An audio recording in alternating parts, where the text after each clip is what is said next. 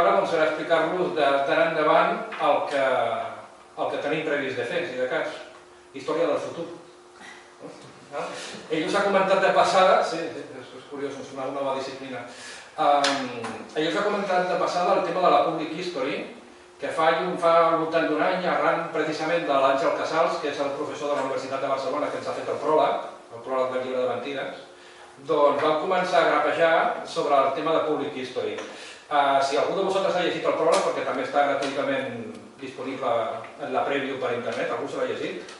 No? Pues muy mal, todos castigos de cada pared.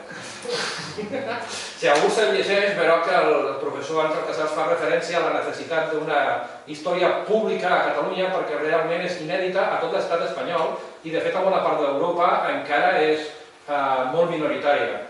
Per tant,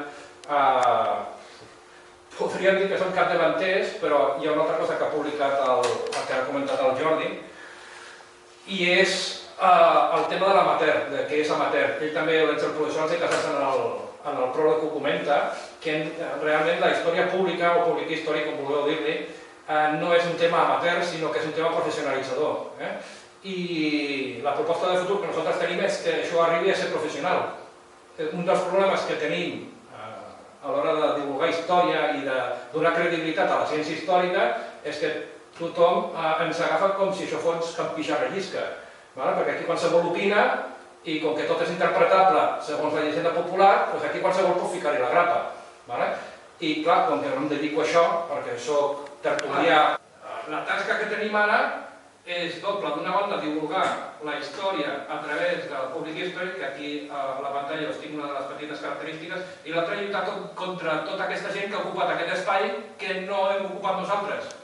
Per tant, jo fa poc vaig estar en una ràdio cerdanyola, no sé si algú haurà vist l'entrevista, que està també penjada a internet, i també deia el mateix. Per una banda, la culpa també ha estat nostra, dels historiadors, perquè hem deixat que aquesta gent ocupés un espai pensant que seria una tonteria que duraria 4 dies i que no els creuria ningú i que no valia la pena molestar-se. De fet, és una tendència que a les universitats encara segueix.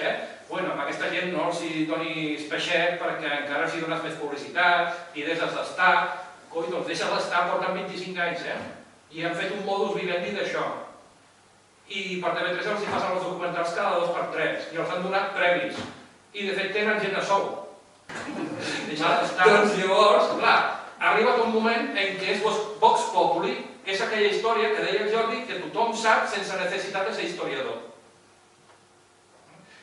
I aquesta necessitat de cobrir uns coneixements mínims històrics sense necessitat de ser historiador els han cobrat gent que no compleix amb uns mínims requisits científics. Culpa d'aquesta gent perquè prenen el pèl a la gent que de bona fe se'ls creu, perquè fan un moviment, i culpa nostra per haver-nos deixat